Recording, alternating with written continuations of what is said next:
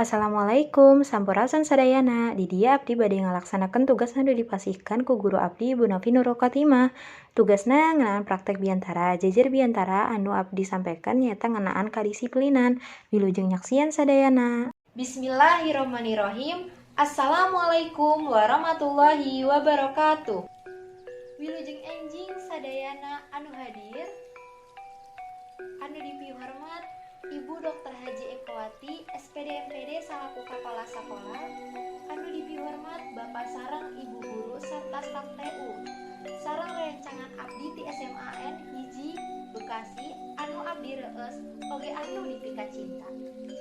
Langkung ti payun hayu urang sanggakeun puji sareng syukur urang ka Allah Subhanahu wa taala anu parantos nasihan rahmat sareng nikmatna sapertos nikmat kasehatan jeung nikmat waktos luang sehingga urang tiasa patepang rarai atawa ngumpul di tempat ieu dina kaayaan sehat walafiat anu insyaallah aranjeunna bakal mulia. Shalawat miwassalam mugi tetep dilimpahkeun ka junjungan urang sadaya Nabi Muhammad sallallahu alaihi wasallam, teu hilap ka kulawargana, sahabatna oge ka urang sadaya salaku umatna dugi ka akhir zaman anu insyaallah taat kana ajarana. Amin ya rabbal alamin.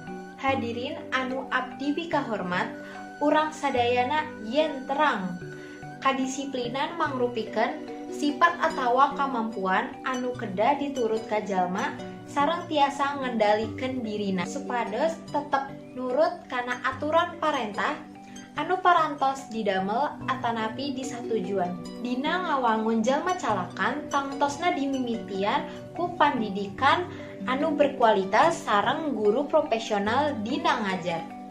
Salaku tambahan, rasa disiplin anu kedah dilarapkeun di tiap lembaga pendidikan sareng individu eta nyalira supados engke unggal murid ngagaduhan rasa tanggung jawab anu hebat salaku siswa.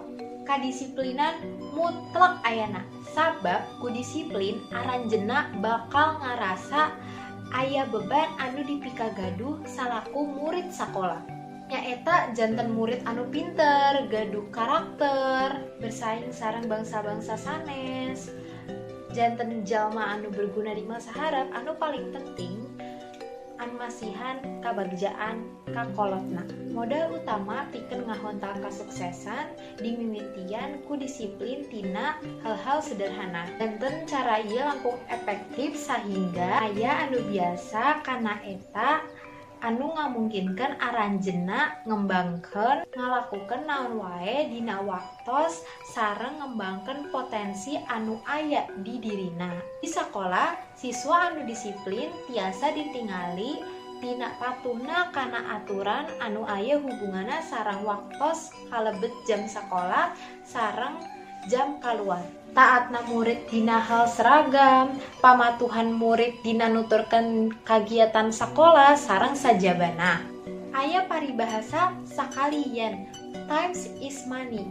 Urang tiasa ngartosna waktu eta penting pisan. Janten urang kedah ngagunakeunana kalayan sae supados urang tiasa ngaluwihan target anu dipika hoyong unggal dinten. Sabenerna tujuan disiplin diantarana kahiji, pikeun ngadamel gaya hirup tartib. Kadua, tiasa ngatur waktos kalayan sae. Katilu, pikeun numbuhkeun rasa kamandirian jeung rasa kapercayaan diri. Kaopat, nyiptakeun proses diajar anu sae. Kalima, tiasa ngajantenkeun individu pikeun nangtoskeun pilihan nu bijak. Emut hiji bangsa anu kuat di mana aya jalma anu ngagaduhan moralitas nu luhur.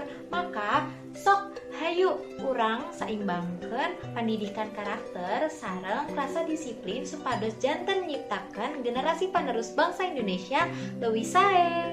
Cekap sakitu wae abdi nyanggakeun pihatur pamungkas pisanggem bilih aya kirang entep saarahna atawa kirang kecap merenah laratna mugi kersa ngahapunten sarta acan ditutup abdi gaduh hiji sajak. Sing getol minum jajamu nugunana nguatkan urat, sing getol neangan ilmu nugunana dunia akhirat.